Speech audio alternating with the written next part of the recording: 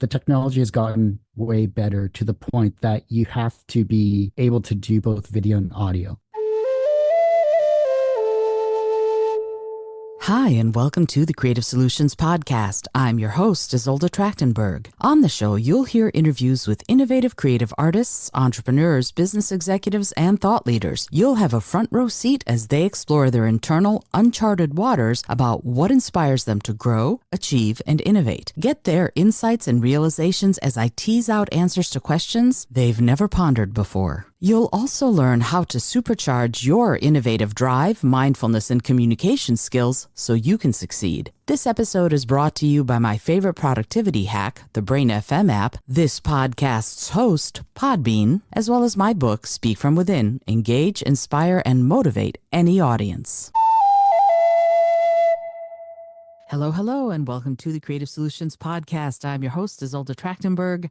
Super excited that you are here, and this week's guest is here. And so it's funny, we're recording this on April 12th, and my episode of his fabulous podcast that I'm on actually premieres tonight at 7 p.m. Eastern, I believe. And so I'm super excited to talk about that a little bit too. But of course, you're not hearing this until way later because I could be more organized, I guess. But anyway, regardless of that, I would like to welcome Kurt Sasso to the show. Let me tell you about Kurt. Kurt is fabulous, first of all, amazing, kind, wonderful person, and a geek. And here's what I mean by that. He is the host of the Two Geeks Talking podcast, and it's an entertainment interview show. And he's interviewed creative people in comics, in TV and film, in music and video games since 2008. And has done over 1,200 interviews. Wow. Kurt, thank you so much for being on the show. Welcome. Oh, thanks, Zolda. I appreciate it. It's, it feels like almost yesterday that you were on my show talking about your amazing self, and I'm on your show. I love these types of collaborations. It's so much fun. It is. And it's, it's really fun. It's funny. Right before we started, I'm like, oh, you're going to hear me go 3, 2, 1, roll. And then I went, wait, you're a podcaster. You know all this. I don't have to be talking to you about this. But, it's interesting because we're in this, what I consider still to be the Wild West, right? Podcasting in many ways is still the Wild West. It's not regulated the way radio and television and movies are regulated. We basically get to write our own checks, as it were. So I would love to just jump right in and ask you, what brought you to podcasting to begin with? Why did that become the choice of how you were going to talk to people and engage with people in the creative fields? I find it's amazing to think how old podcasting is, but how young it is at the same time. And you're right, the Wild West is still apropos to this day than it was 15 years ago when I started. It's incredible because for me, how I started, it's that age-old question that everyone asks, hey, we should start a podcast. Insert groans here, insert rolling of eyes, etc. But it is absolutely 100% true of how I started my journey. Back in 2008, in the field that I was in was called webcomics. So comics that were primarily posted online. They didn't have any publishers associated to it. Marvel and DC weren't picking them up. And so it was an online movement of amazing, talented, creative people in the webcomic industry. My friend Phil was creating a website of a database of sorts of all the amazing web comics that were currently out there, because he had a list of over 4,000 web comics. And I said to him one day, we're putting all this together. We should really have a podcast and interview these amazing web comic people. And I'm like, this is incredible. This will be like groundbreaking. And he's like, okay, go ahead. I'm too busy. So for me, it was, I know. It was one of those things where I had no knowledge of the technology. I had no knowledge of how to host. I had no knowledge whatsoever about what even podcasting was. And I just started gathering the email addresses of all these webcomic people. They came on the show. It was a very live format similar to this, where we would talk for an hour or 2 hours without any breaks, converse about the comics, have some comedy, Nothing was scripted, but it just started to gain traction. And as an introverted person, I started to gain a little more confidence in my ability to speak. And we can talk about this after as well. But it was a fun time because everyone was passionate about what they were doing. We were passionate about comics. The people that were creating these comics were on, because now they had a platform to talk about what they were passionate about and to get whatever exposure we could provide them with, the internet back then. I love that you said that, whatever exposure we could provide them. So let me back up a little bit and go, okay, first of all, I love that you started this without really knowing what you were doing, right? And at that point, all those years ago, 15 years ago, podcasting was still kind of in its infancy. And in many ways, as we said, it's the Wild West. Mhm. But we are in a situation now where you've gotten all of these interviews, you've gotten all of these people to go on the show and to talk to you, me included, of course. Let me ask you, how has what you do as a podcaster, as a host, changed? What kind of solutions have you come up with to problems you have encountered in order to keep growing your show and also in order to keep refining how you do it? That's a tough question because there's so many facets to it. Technology has been the primary source of change. Even though podcasting is primarily audio, with the speed of the internet, with the increase in technology, with YouTube and video platforms like Twitch and things like that, along the lines of visual mediums now taking the forefront, and audio of the podcast is still the same. The technology has gotten way better to the point that you have to be able to do both video and audio. So I think understanding your audience in the podcasting side of things and then trying to translate that into a video format was one of the major challenges that I was able to at least solve, thanks to some video production knowledge and going back to university. The other thing is the access to the guests. I think finding out the guests you want to speak to and then taking a shot at saying to them on social media, "Hey, would you like to come on this show?" 9 times out of 10, you'll either get them on the show or they'll politely have their PR person say, "No, they're not interested because you're too small." Even to this day, I still get that. "Oh, you're just a small podcast." And in some respects, I guess I could consider the show still to be small after 15 years, and even though all the accomplishments I've had, but I keep trying either way. That's the main thing. The other solutions I've had to do is I've had to learn more about not just technology, but I've had to learn more about SEO, social media, managing my own social medias, promoting on social media, um, whether it's paid or whether it's by word of mouth. Um, Hashtags have come and gone, but have come back again. The cycle of technology, the cycle of promotion has changed and evolved in the past 15 years. And it's gotten to the point that sometimes you don't even know what's viable these days and what's not. The fact that we have over 7 to 8 different social media platforms to promote on, just that alone takes hours out of your day. Sleep is a luxury at this point. So I've had to look to other mentors online. I've had to look to other people that are doing really well in the industry, even though they've started later than me, but have gained more success. I'm not against learning from people that are doing it way better than myself, because I know I'm going to pick up something that I have either had no time to look at, or it's something I've been forced to learn.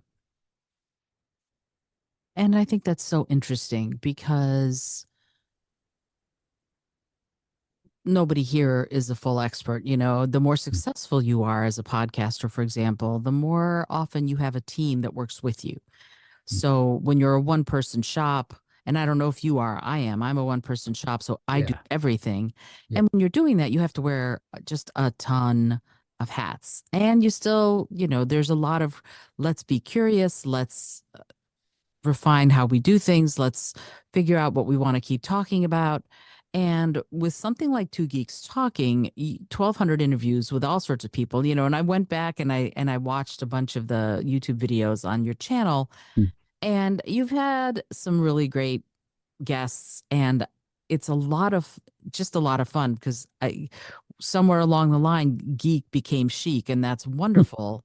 And yet we're still finding ourselves in a situation where it's not going to be necessarily for most of us who are podcasting something that pays all of the bills, right? And very Right. few of us are Joe Rogan, and I personally would never want to be Joe Rogan, uh, but there is this notion that we've gotten into as creatives, and podcasting, as well as it's definitely a business that requires a lot of precision and a lot of tech know-how, but it is also quite creative.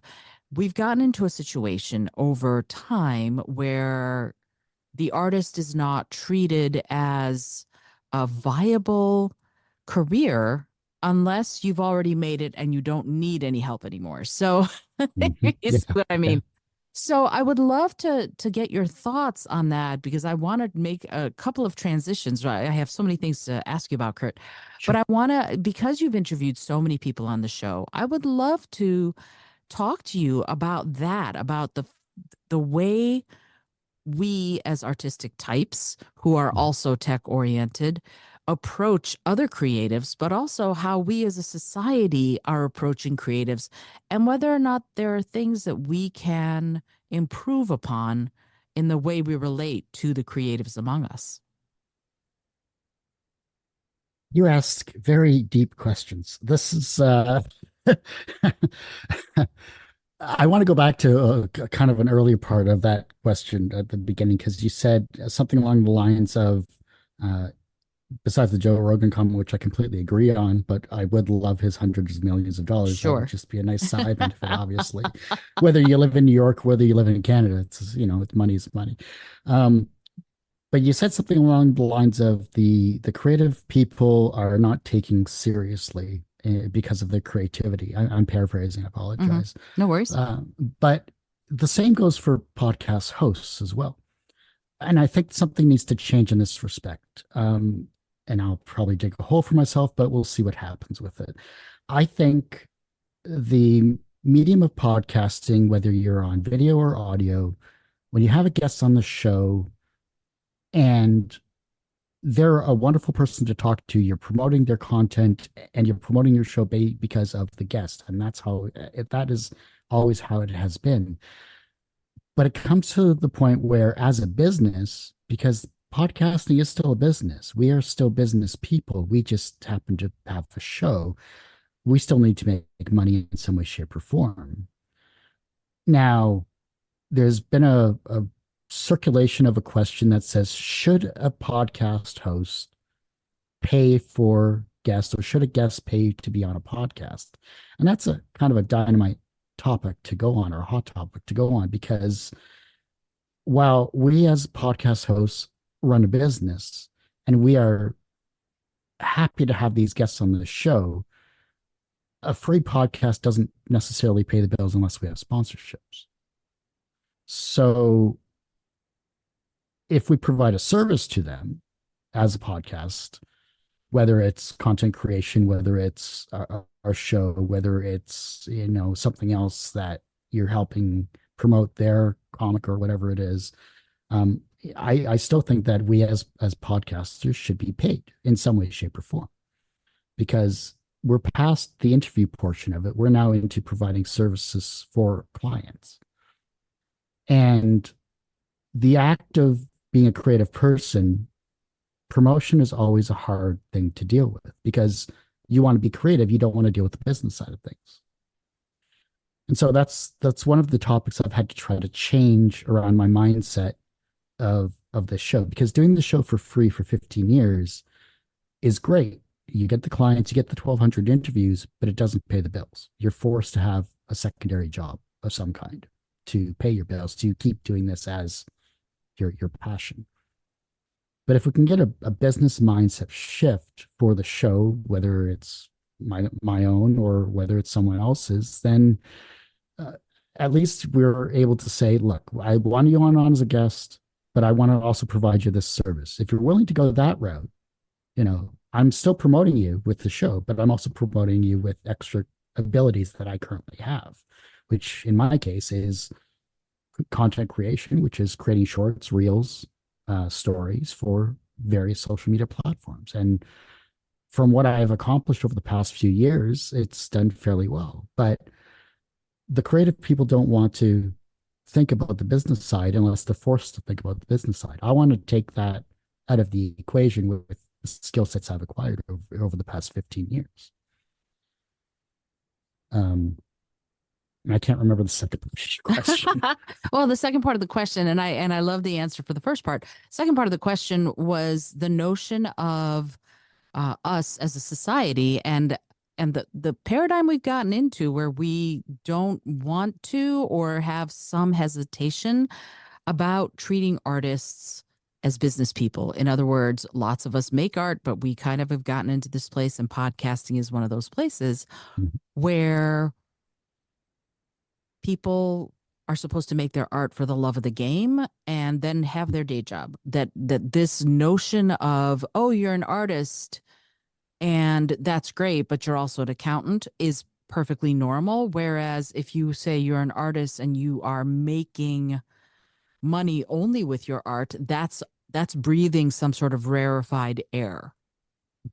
I think it comes back to the phrase exposure doesn't pay bills. Exposure can kill you. Yeah, yeah.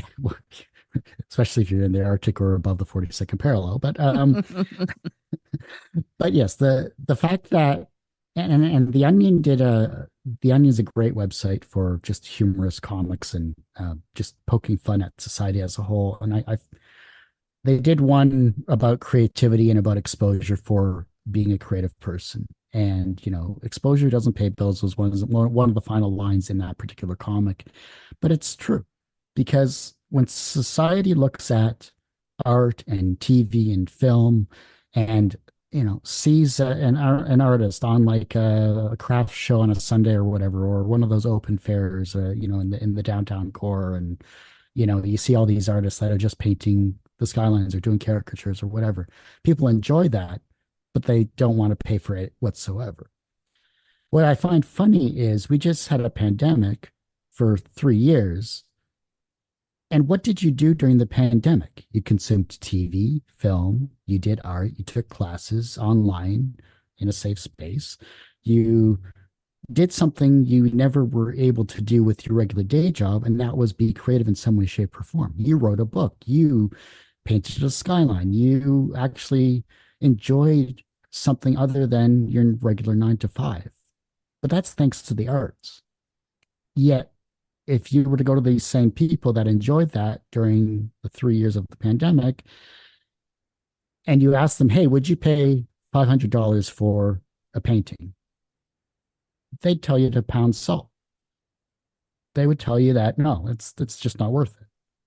But they'll take a screenshot of it, they'll take a photo of it, and then they'll show their friends for free because, oh, well, art should be free. And that's not the case. If we can get the society's mindset to shift, to understand that the arts are a viable business and a viable option to live. I mean, if you look at the 16th, 17th century, there were patrons of the arts. There were people literally paying Michelangelo and Da Vinci and all these other amazing, talented people, male and female artists, to do what they were passionate about doing.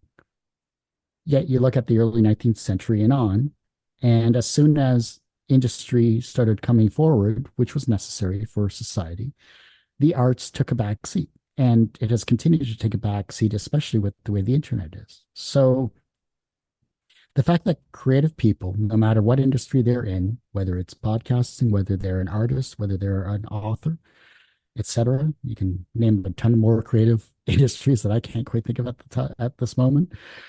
They have to understand that it's a constant battle and a constant struggle to get people to buy their works, because 99 times out of 100, people are going to try to find the free option and not bother paying for it, which is probably why pirating was so prevalent back in the day for, downloading TV shows and such. It's interesting. And I'm listening to you and I'm kind of going, yeah, I've had this exact discussion with other people. And here's the thing with me. I mean, I love this topic because I've done a lot of thinking about it. When if we go back to the 15th, 16th, 17th, 18th, whatever century, and those patrons of the arts, they weren't paying everybody to be an artist. They were paying a very, very few people Mhm. to be artists, right? So it was Turlo Carolyn, it was the harper. He was the blind harper of Ireland. He had lots of patrons. It wasn't like the scullery maid was being paid to Mhm. go put a harp on her back and go wander around and compose tunes to honor this lady or that lord or whatever.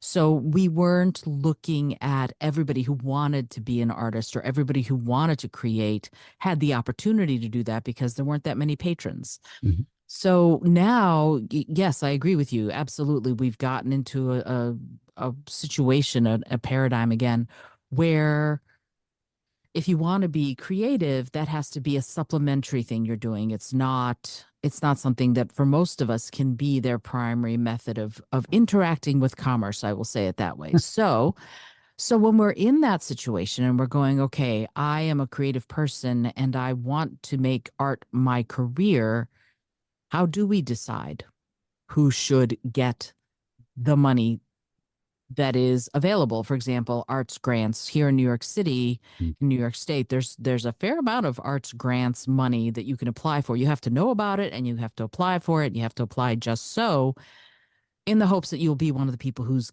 given the grant to make your play or to create some work of art or Mhm. write music or whatever. So how do we you say we need to change the way society is thinking about art and creative people, but how do we widen the pool so that not just the few people who were the Picassos of their day or the Rembrandts or Da Vinci's of their day get opportunity to be creative, to be artists in their own right? The good news about that is we're lucky in this day and age to have internet and social media platforms, Mm-hmm. because that is the only way you can get more eyes on your work than you could ever back in the 19th century, etc. With the advent of the internet, because the internet speeds are currently the way they are with fiber, with everything like that, you have instant access to pretty much any information, whether it's imagery, text, whether that's good or bad. That's completely up to whatever you're searching, and Google knows your history. Trust me, they know all about what you searched for. Um, and that's another conversation for another time.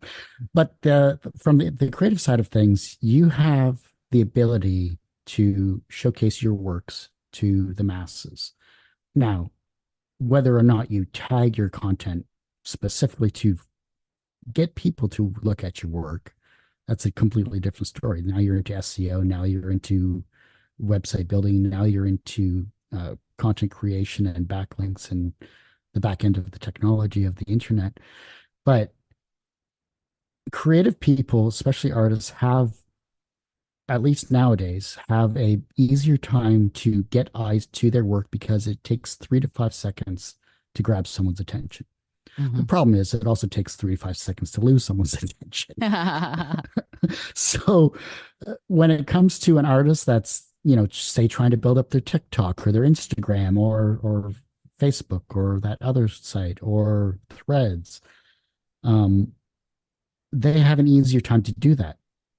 The creative people that do writing, the creative people that do plays, that unless they're doing behind the scenes content of their work, have a harder time. And even as podcasters, we have a difficult time because we have to integrate our video into our own podcast because that's the only way we're going to get eyes on people, unless we decided to throw up an image and an audio file and do it that way. But even that doesn't get as much retention as just a simple 30-second video. But even that's fleeting these days because 25% of people will still scroll past what you're putting out. um but it still comes back to self promotion. no matter what industry you're in, you still have to promote yourself. You still have to, and I hate using the phrase, yell to the void, yell to the masses. Hey, I'm making something creative. I'm making something that will inspire you or will, make you interested in what I'm doing. Maybe you'll follow me as an artist. Maybe you'll follow me as a writer. But I have something that might interest you because it is part of this hashtag genre that you're interested in, whether it's horror comics or whether it's, the sci-fi web series you decided to create in the pandemic and that you're finally getting filmed, or, you have a passion about, say, a TV show or something. The word of mouth factor now with social media is a lot faster than it ever has been, because you have Reddit, you have other websites that allow these forums and these posts to just kind of take a life of its own. But it's still up to you to create the content to get the eyes towards it. It's just, how do you word that description? How do you get a catchy title that doesn't sound like an AI created it? How do you create an image that people don't think is an AI, or maybe thinks it's an AI and then comment on it? How do you gain retention of the people that take that 3 to 5 seconds to look at your work? And that's the hardest question that still really can't be answered, because that changes every single day depending on the algorithm and depending on which social media platform or YouTube you use. So true. And it does, because this whole thing fascinates me, because I think about some of the people who've gotten traction, and you look at their stuff and you go, How? well, it's not even how, because like Amanda Hawking comes to mind, who Hmm. wrote vampire books independently and then ended up with a 5-book deal. Scott Sigler's another one who was writing books about rampant diseases and post-apocalyptic dystopia and Mhm. whatever. And he got a 3-book deal with Random House. So you start seeing that some of this is, did someone who is some sort of an influencer like your stuff enough to talk about it? And if they Mhm. do, then boom, other people will listen, and then that starts the ball rolling. Yeah. With a podcast, and I know again, I have so many questions, so I hope you have time. No, no, I Um, have fun. with a podcast, when you're the one responsible for being out there with the information and with all of the stuff that you were mentioning with SEO and all the content creation around it, one of the things that, for example, for me, I ask all my guests to share out, right? To say, Yeah. hey, I was on this podcast. Mhm. So the question then becomes, because presumably anytime they're on a podcast, they're talking about relatively the same stuff. So going to their people and going, yay, I was yet on another podcast and I was talking about classical music for the oboe, or you know what I mean? And Mhm. I'm a classical oboist. So I'm not, of course, you know that if you listen to the show, but you get my point that, their audience has heard them talk about classical music for the oboe umpteen times. So then the question becomes, how do we innovate? How do we, as podcasters, as creatives ourselves, innovate to make it more fun for the guests to share? Like, I have certain things that I ask guests to share, and they do, which is great. But what are your thoughts on that? How you're talking about content creation, you're talking about SEO, which is search engine optimization, if you don't know what that is, and you're listening to this. How do you innovate that part of it to get your guests more involved in promoting the show? Because you gave them a platform, they got to talk about it, and they got access to your audience. And it would be really lovely if they gave you access to theirs. That is the hardest question to ask to answer, only because yes, we as podcasters have always asked our guests, look, I'm going to tag you in probably a bunch of times and many different social media platforms. This is why I ask for all of your social media handles and everything like that that you're linked to, so I can specifically target you, so you can retweet and like and comment and do things like that. Even though it takes a couple of minutes of your day, I need you to share this content. And the problem with that is, at least in terms of my guests, they will do it once, maybe, if I'm lucky. Mm-hmm. And that is the hardest pill to swallow, only because they don't understand what we do on the back end of it. besides taking the time to schedule our posts for social media, besides taking the time to create either take a 30-second clip somewhere out of the interview and then post it as that way to draw people in. Maybe they're a named guest that is a celebrity or something like that, and they said something funny.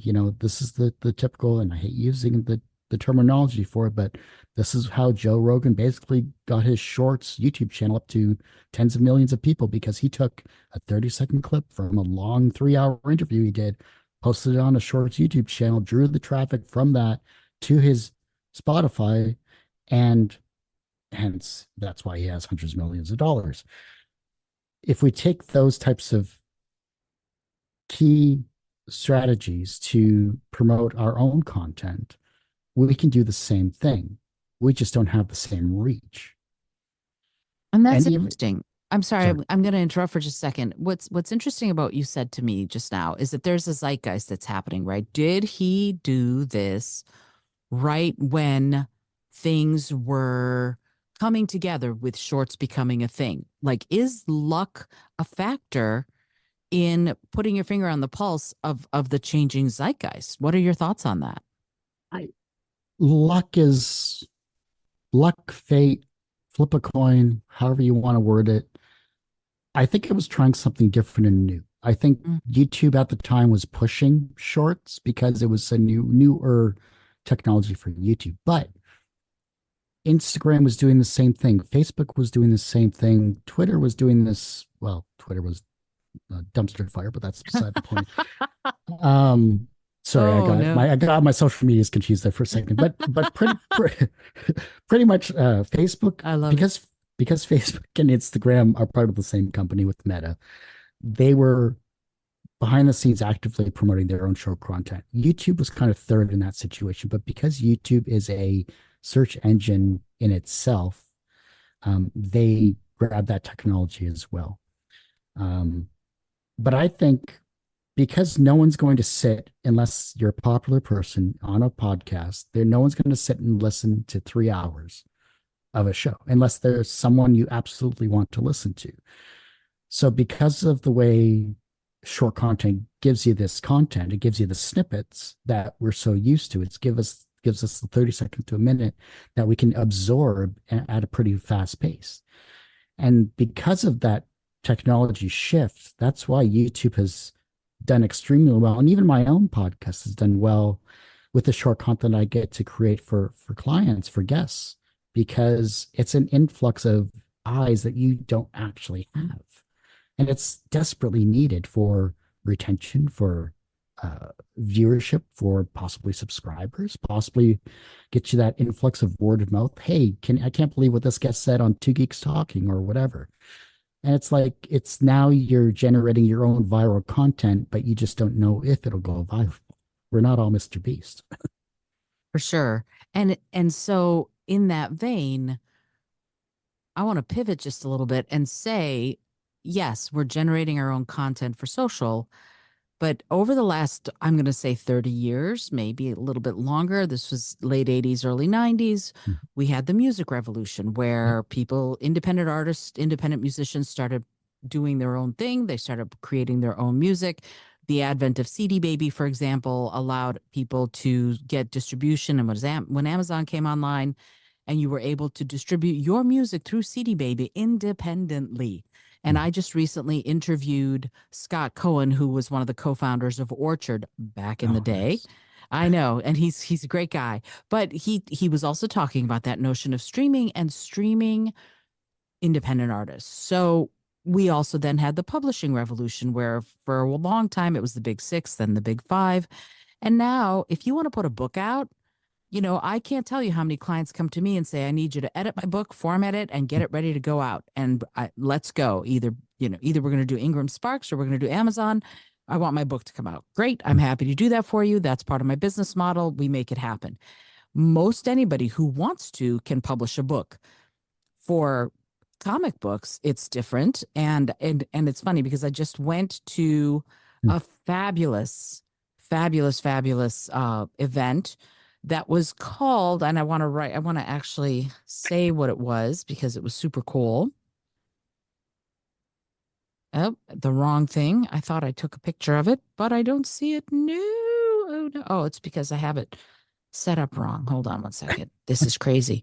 Yeah, I had it all set up and then I realized that I did not have it set up at all. And this was where are they? It won't let me open it. Come on. There we go. It was called Breaking the Panels: Women Reshaping the Comic Universe.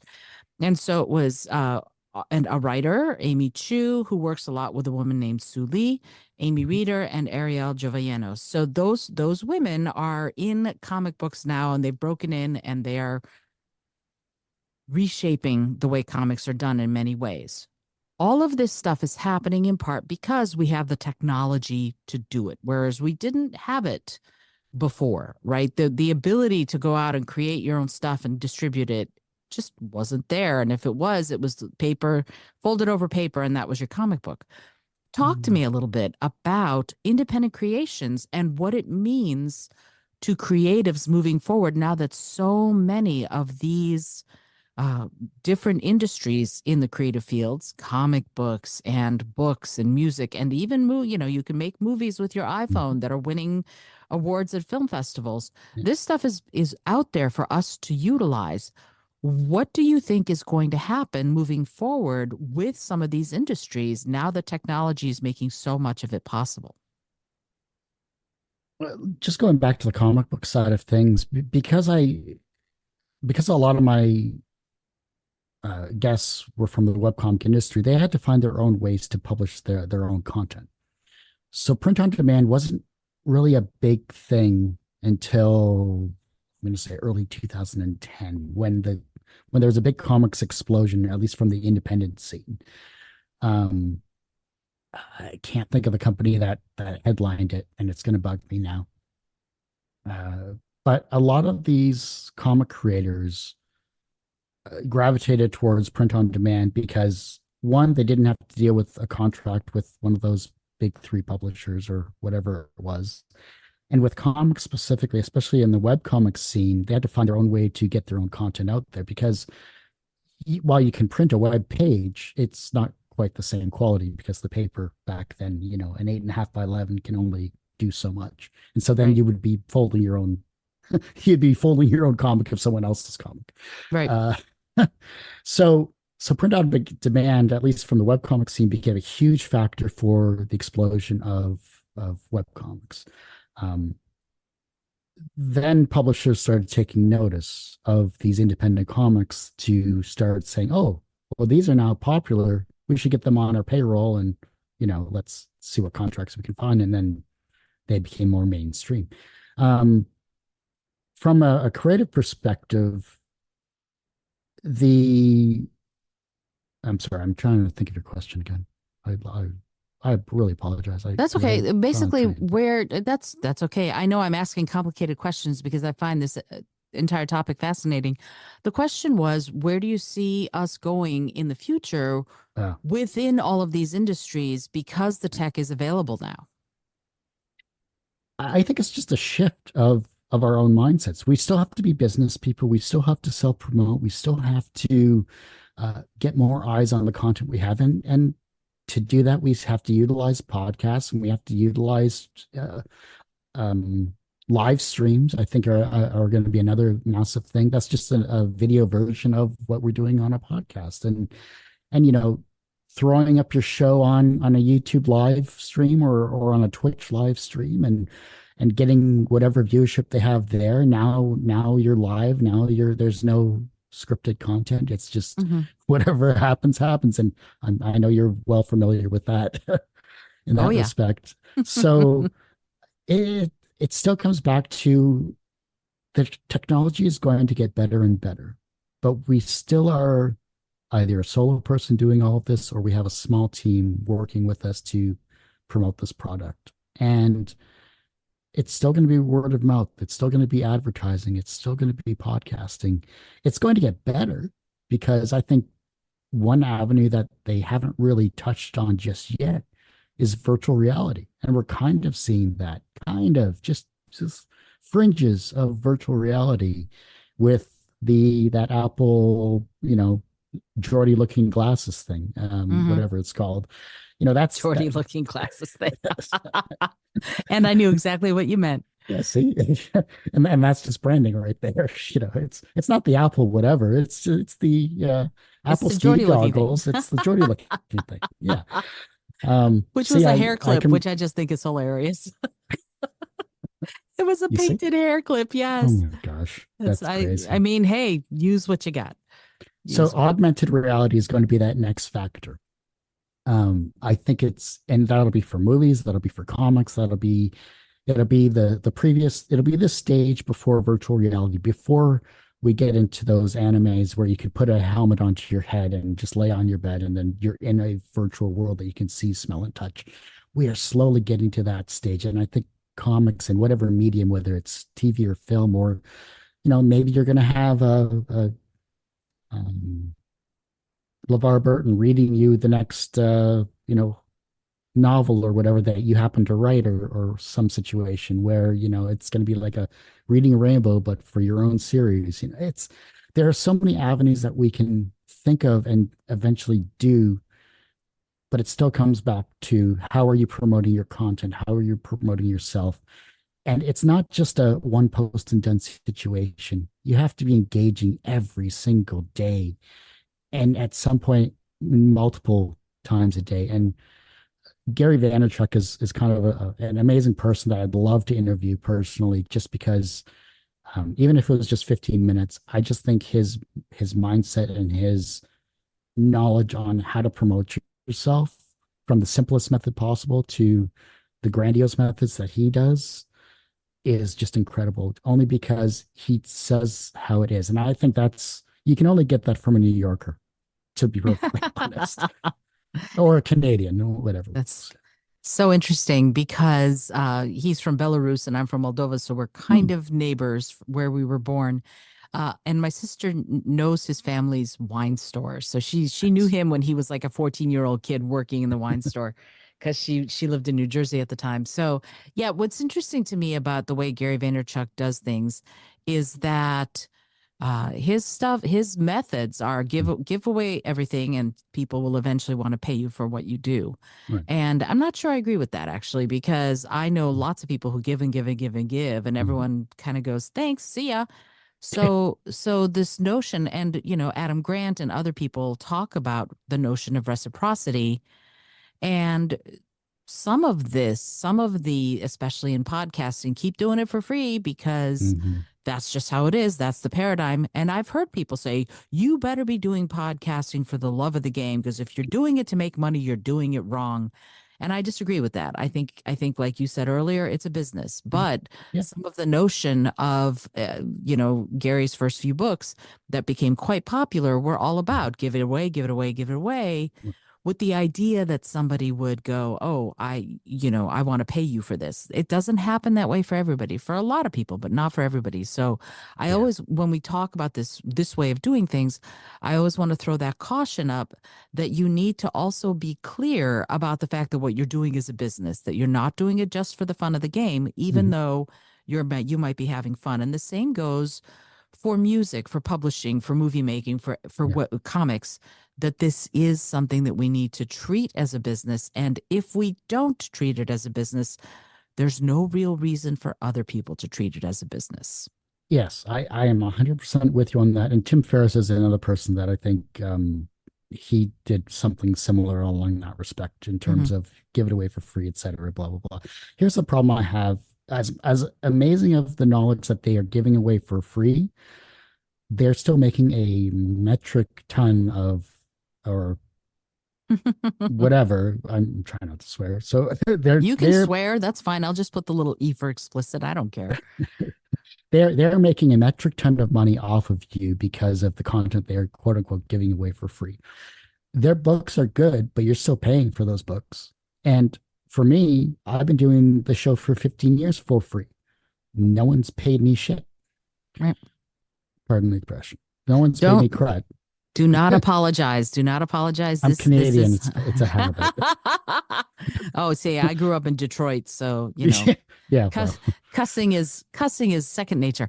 Yeah, and that's the thing, is that again we get into this place of artists are Mhm. doing it because they love it, and there is this, don't quit your day job, ha ha ha. So it is a different way of looking at it, and I think it's up to us creatives to kind of take that back and go, Yeah. actually, this is a business, Yeah. and I treat it as such, and am inviting you to treat it as such too. Mm. So this is a fascinating topic, and we could keep talking about it until the cows come home to roost, as they say. But I want to switch topics, actually. I want to Okay. talk to you a little bit. We talked some about this when I was on your show, and it's so fun that it's coming out tonight. I'm very excited to hear what you did with it. Uh, is if you're a longtime listener of this show, you know that I don't edit, whereas Kurt is much more professional and he does. So, so I'm very interested to see how the episode's gonna come out. But we talked a lot, you and I, during Yeah. the episode of your show that I was on, about some of the sort of major geek shows and movies and things like that. And sort of to transition, one of the things that happened, yes, Joss Whedon is a problematic character. There's no question. There's no question. He did create some really cool stuff though. Yes. And so this is another one of those things about being an independent artist. Now, some of us are independent because we've got an iPhone and we're just going to go out and we're going to create whatever we're going to create.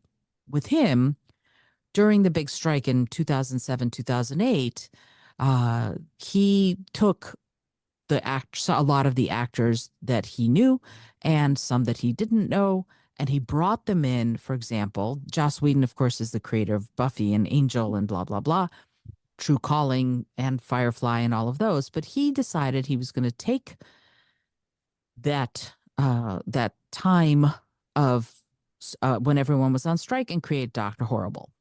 And Yeah. he had the ability to do that, right? He had the money to do it. He had whatever it is he needed to do it. He had other creatives, actors, and such who were sitting around twiddling their thumbs because they couldn't work on anything with the studios. So he Right. was able to do that. Talk to me a little bit about that notion of collaborating independently in those kinds of situations. What are your thoughts on those kinds of collaborations? And how do we, again, make that still considered a business? I've been fortunate enough to work on a few short films and a few features. You need collaboration because everyone has a different lifestyle and they bring different experiences to a project. And that's what makes things amazing. Yes, the director and writer have, yeah, the ability to put this together, but it still takes a team or a village. It takes a village to make something, whatever that phrasing is. I think Mm-hmm. that I think that especially with that strike, the fact that they were able to get, create Dr. Horrible, which is, I think, an amazing, that was just an amazing film, show, whatever, um, and just great acting overall. And I love it. I'll pop it on every so often just because it's like it still resonates to this day after all this time. But the same goes for all of his other stuff too. When it comes to the collaborative process, though, I think it comes down to what can we do, how much time do we have, and uh, can we make this work? I don't think a lot of times that they put these projects together that money is really in their mind because they just want to make something creative. They want to just get a message out or get the word out about something that they're passionate about. I think it still needs to be treated like a business because you're still going to be pitching it to like executives, say in that particular case when the strike is over. But nowadays you have access to like Tubi and you have access to other platforms that you could just simply post up something and then maybe that'll draw interest to create a series in the future. I was in California at Idlewild International Film Festival for a proof of concept film that I helped produce called Termini. Now, the word Termini has been used on a variety of different TV and films. If you look up IMDb and the word Termini or Terminus, there are like 50 different entries in it. Mm-hmm. The person that wrote it was from South Africa. he came over to Canada to study film and art at the University of Windsor, where I happened to go, and we hit it off. Being geeks that we both were, we Mhm. just had a natural connection. Um, but he created that series as a proof of concept because he wanted to make an actual series out of it. It won a few awards at Idlewild, and we did the traditional film circuit as one does for a short thing. But if it wasn't for me meeting him at that particular place and time, um, would that film have been made? Would that concept, because he was a writer, he wasn't a filmmaker, would that script have actually been made, or would it have sat in his bottom of his drawer with the 50 other things that he had created? Sometimes it takes the initiative to say, forget it all. I'm going to quite literally get this made because it's just burning a hole in my brain. I just have to get it out there so I can focus on something else. And I think when it comes to collaboration, you need someone like that to say, you're right. This is a good idea. This is a good script. We need to get that out there. Let's just take it a couple of days and let's just burn through it and away we go. And technology and personnel and money be damned. Let's just get it done. And the things like the Doctor Horrible, the fact that they were able to get it done and that it was something short and simple and it resonated with people, not just because of the actors and actresses, they were amazing, but the storyline itself was rather unique and interesting for its time. It was something different that people, weren't overly consumed with, say, police dramas and things like that. It was just something different needs to kind of be injected into society where it's like, okay, I didn't expect to enjoy this, but I am, and I did. And oh, this cool team. Now, who are these people? Okay, now you start doing internet research. Now you start figuring out, oh, they did this, this, and this. Oh, now I'm starting to become a fan of them because of their other works. So don't know if that answered that question. I It doesn't matter if it answered the question. It was a great answer. Yeah, yeah, it is interesting because that notion of sparking curiosity to me is crucial when it comes to any creative endeavor, whether it is you as the creative being curious about something, wanting to create a movie or write a book, or getting curious about a subject and going on and just blasting off with it, or you as a fan see someone else's work and you get curious enough about it to want to know more, to want to know what else are they doing and how are they doing it. And Mhm. I am the nerd who reads all of the liner notes on albums. I will Oh, read. nice. I love dramaturgy, for example, and it's such a sad thing to me that playbills don't have that anymore. They don't have Mm. the director's notes. I want to know the director's notes if I'm seeing a show. I want to know what the director has to say. And I have Rich and I, my husband and I, have a friend who had a girlfriend back in the 90s. I forget her name, Vamilla, I think. Anyway, she was a woman who her life's ambition was she was the number one fan of this one radio station. She knew everything there was to know about the radio station, about the DJs, about the music they played, their programming, the PSA, everything. She was an Mm. expert, and that is all she needed to do. Like, she had a day job, whatever it was, but all she wanted was to be the expert on this one radio station in Brussels, Belgium. Mm. And so, and it's just, to me, that's fabulous, right? You know your passion and you are going with it. And so when we talk about seeing someone else's passion, Joss, I keep coming back to Joss Whedon. Maybe we could go to George Lucas. Sure. Let's switch to George Lucas. I'm Okay. much more a Lucas fan than I am even though I Yes. have issues with what he did with the episodes 1 through 3, whatever, like any diehard fan. Of course. But but we let's look at Lucas. Let's look at how he did what he did, right? He wrote THX 1138 when he was still in school. They put it out. It was this, to me, it's a great movie. I love it. I love it. I love it. I think Robert Duvall is amazing in it, blah, blah, blah. So he had vision already. We could tell in film school he had vision.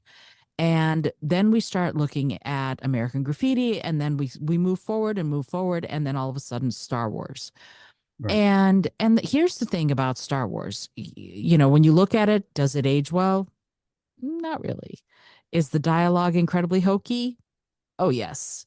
Mhm. Is it still one of my favorite things in the world? For sure. Oh yeah. And so when we look at that, when we look at this artist who went, I'm going to look at, Kurosawa, I'm going to look at the hero's journey, Joseph Campbell, I'm going to I'm going to tag each one of those points and create this sprawling movie that's going to just end up being the biggest thing ever. Something in him did that. Something in him wanted to do it, thought of it, decided to make a go of it.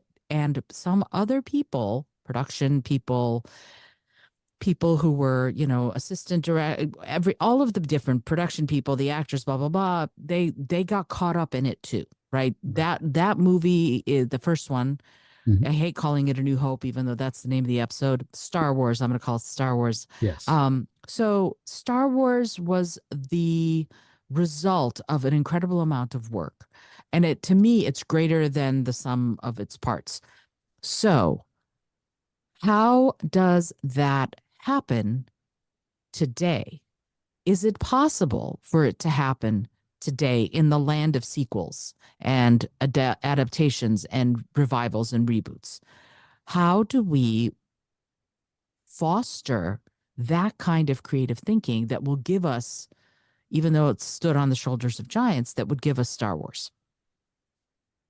So you're talking about how can a person or persons create something that's literally lightning in a bottle that's original to a certain extent because everything has been told and retold Mhm. and enthrall the masses to the point of a Star Wars.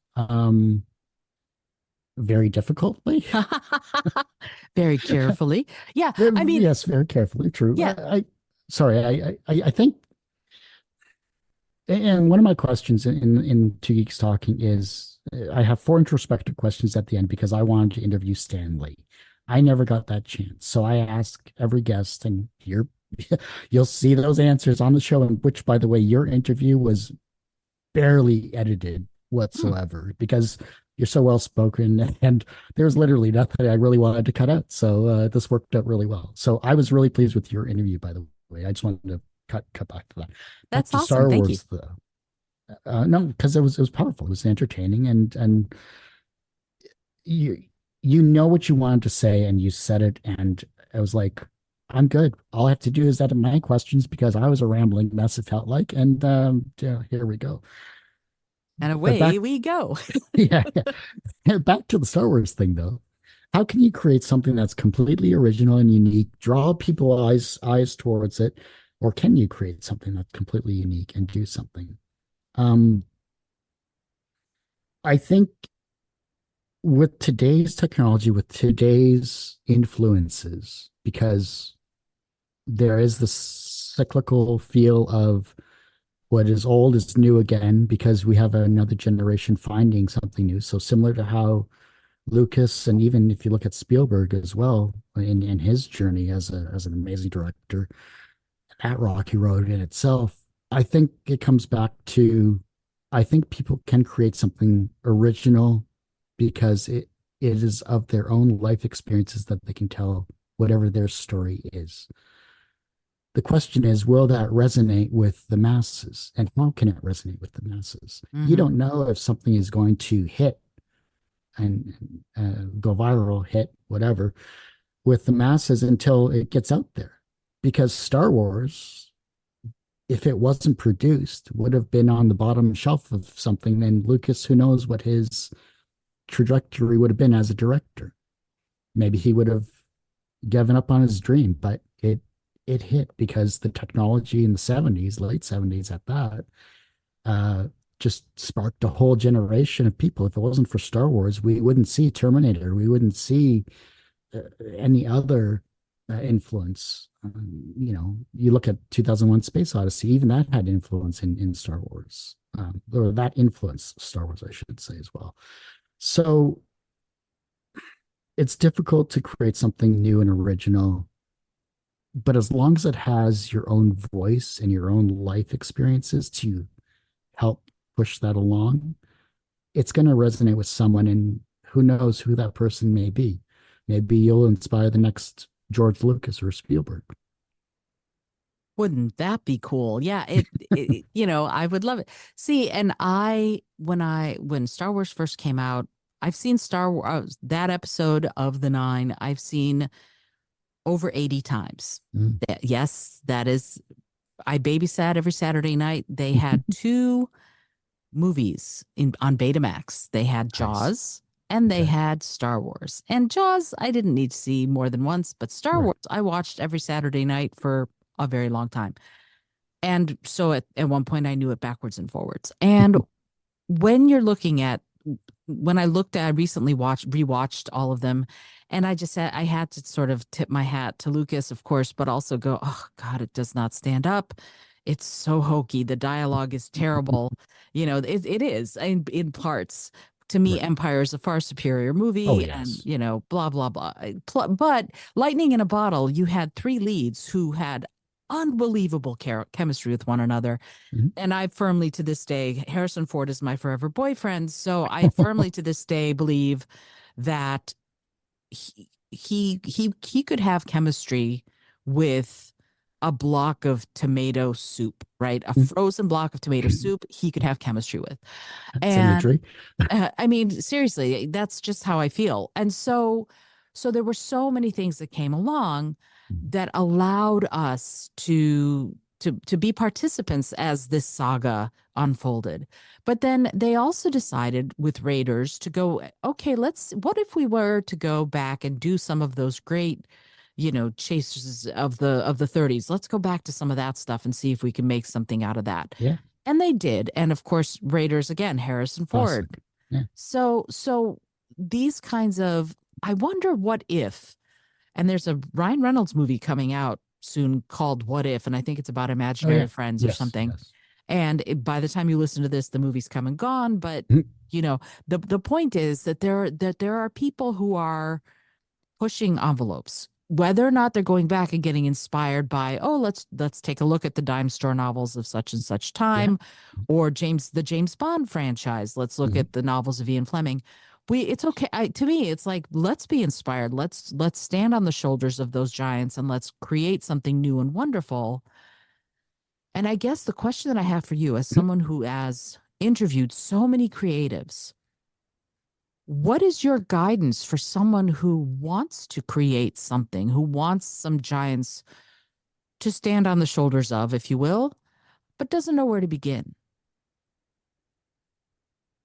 I guess it comes back to depending on what, well, let me rephrase. When it comes to the entertainment industry as a whole, and I'm including comics, TV, film, music, and video games in that respect. So I'm including everything in the entertainment field. You have to go back to what influenced you to want to create what you want to create. So if you're writing, say, a horror comic, or if you're writing a sci-fi comic, you're going to gravitate towards things that you like. Maybe you're passionate about Stephen King's writing, so that's going to guide you towards creating your own horror comic. Or maybe, you actually got through George R. R. Martin's Game of Thrones, and that inspired you to do a dark fantasy. I don't even know if that series is completed, to be honest, because I kind of stopped after book four. But I mean, and then Ian Fleming, in that respect, like that, those novels influenced me a lot too. But for a person that wants to create something, whatever the medium is, they just have to create it. And I've asked that question or a similar version of that question to other people. And it's like writers write, comic creators create, artists draw, but you have to have a starting point, whether Mhm. it's learning the basics or whether it's trying to understand the medium that you're trying to create. Or maybe you look at Alan Moore as a talented comic creator and writer, or maybe you look at Frank Miller in terms of whatever it is, or Danielle Steele, if you want to go that far back. Mhm. That's a name from the past. My mother read her a lot. So, Oh, I, everybody's mother read her a lot. yeah, that's true. So, you have your influences. You're going to draw from what you like about them to put into your own work. Whether or not that translates to success, is up to you.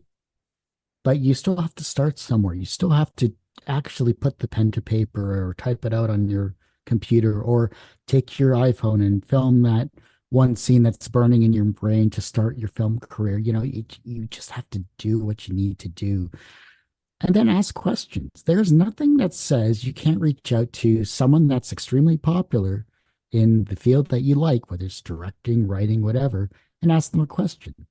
Will they get back to you? No. But fear stops us from doing what we want to do because we get and I don't know if it's really imposter syndrome, but I think it's fear itself. So you're afraid to take a step forward with your creative journey because you are afraid of what people are going to say about your journey. Oh, that's silly. You shouldn't do that. Oh, why are you writing this? Oh, I don't get what you're trying to say here. Or, oh, that art looks awful. Or, why are you trying to make a film? You should just be a doctor or a lawyer or, an actual job.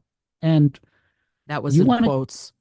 to, well, I went into IT, but as you did. So I was in a stable career for the most part, except for the dot-com bust, but that's beside the point. Long story short, fear stops us from what we're doing. If I didn't say 15 years ago to my friend Phil, we should start a podcast because I wanted to talk to webcomic people and creative people, I would still just be doing whatever I was doing back then. I would still be in the IT field because of that spark, because of those first 10 or so conversations I had.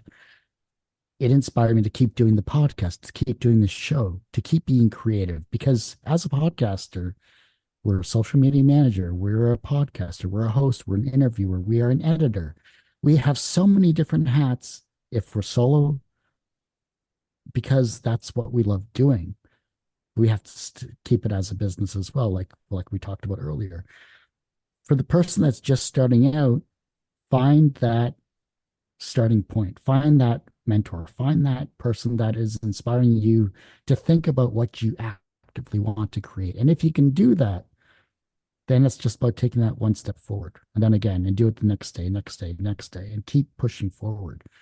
But don't be afraid to ask other people in whatever industry you're interested in questions because that's the only way you're going to learn of the mistakes and pitfalls because they were the ones that fell into the same traps that you'll probably fall into. So if you ask questions of like-minded people, you're going to get better answers than if you just ask, say, a family member or a friend that doesn't understand your creativity. I love that you said that. And you know what? Honestly, to me, that notion of asking questions of it, if you're asking questions not for you, but for your art, it somehow makes it easier if you're a little nervous. So I've said this to potential clients. They're not potential clients in the moment, but they're clients who could be potential clients. And I've said to them the words, I'm not trying to pitch you. I'm trying to figure out how to pitch you. And that makes all the difference in the world. I'm not trying to get you to buy my X, whatever X is. I'm trying to figure out how to get people like you to buy my X.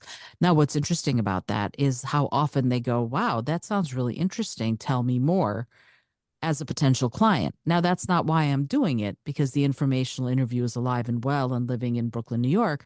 But I really want to extend myself out to go, hey, these are the things I'm thinking. What does someone in your industry think? Can you give me a few minutes of your time? Can I buy you a cup of coffee?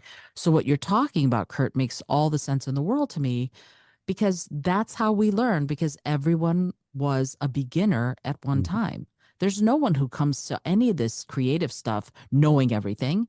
Mhm. So, helping each other along is one of the most beautiful things that we can do for one another.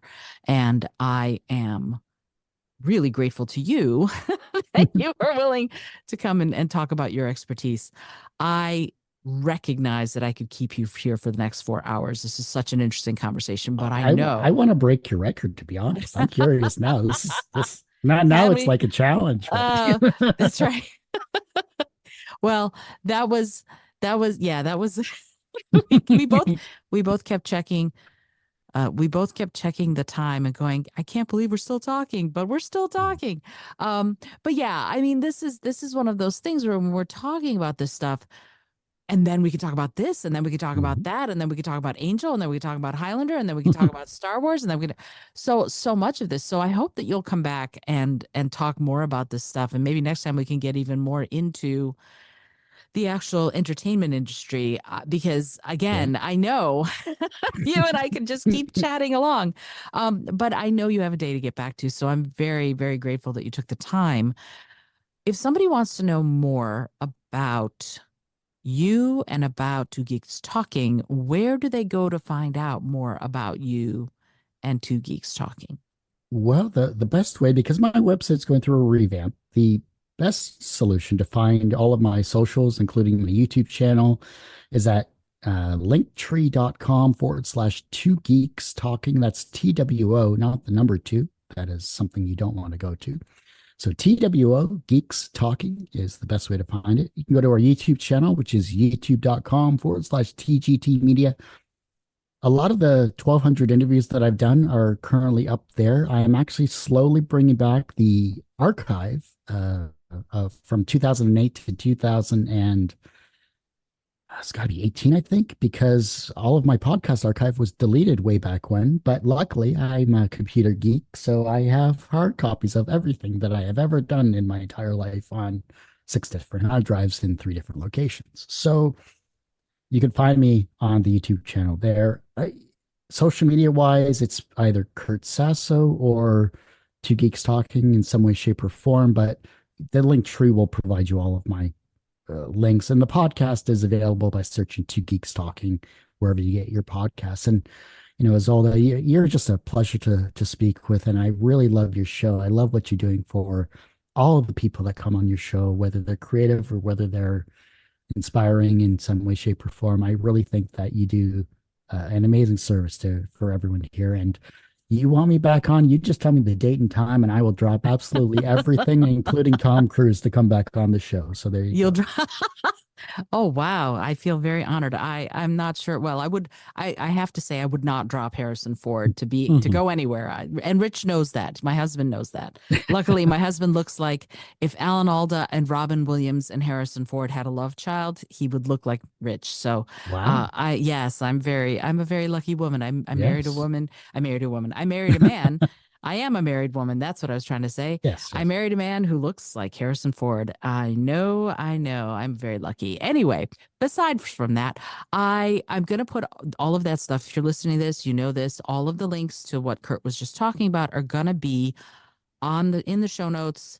And that way, I know people learn differently. Some like to see it, some like to hear it. So you've got it both ways. And now, Kurt, I have two questions that I ask every single person who comes on the show.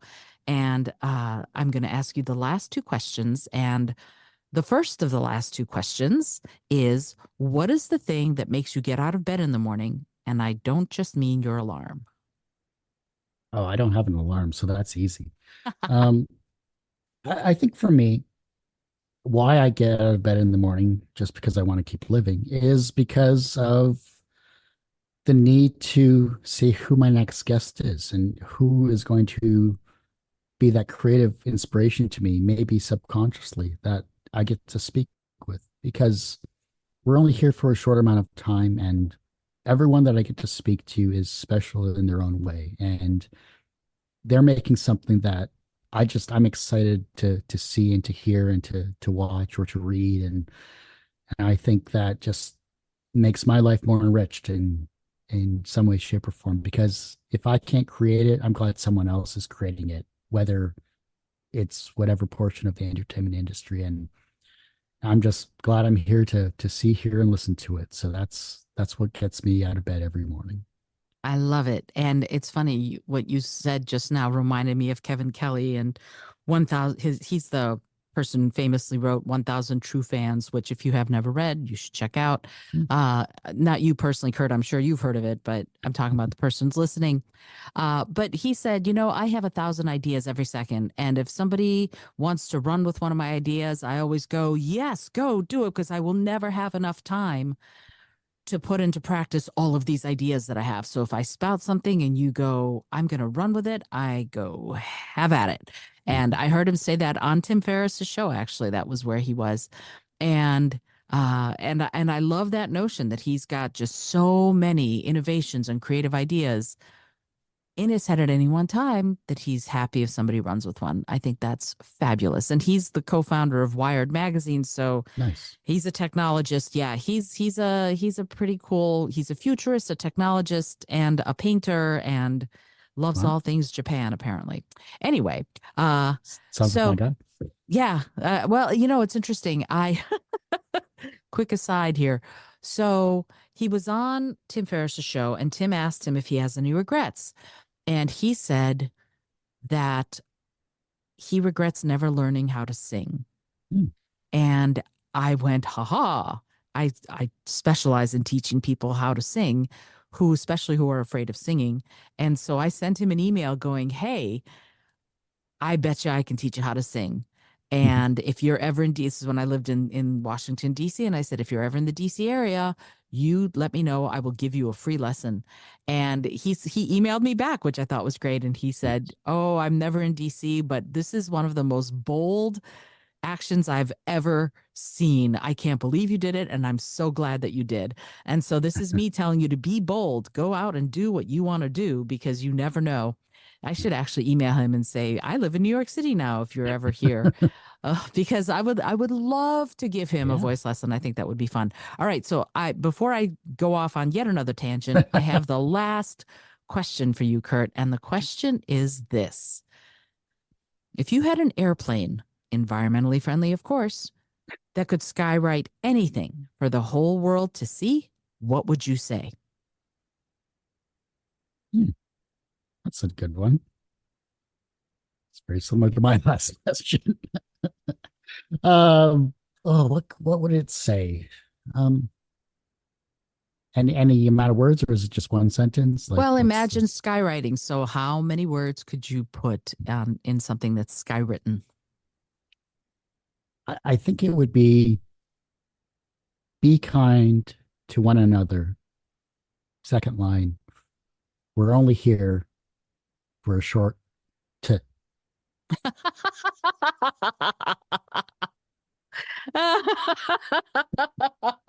That was beautiful. Ah, that was great. Oh, Kurt, that was fabulous. I love it. You have been listening to the Creative Solutions podcast with the excellent Kurt Sasso. Kurt, once again, thank you so much for taking the time. This has been a sheer delight. If you're listening to this, you know that this show is brought to you by my book, Speak From Within. Engage, inspire, and motivate any audience. It's also brought to you by my favorite productivity app, Brain FM, and this podcast host, Podbean. And until next time, this is Isolde Trachtenberg for the Creative Solutions Podcast, reminding you to be bold, be creative, and most of all, be kind. Thanks so much for joining me today. I really appreciate you being here. Please subscribe to the show if you're new, and it would mean the world to me if you told a friend about it. Today's episode was produced by Isolde Trachtenberg and is copyright 2024. As always, please remember this is for educational and entertainment purposes only. Past performance does not guarantee future results, although we can always hope.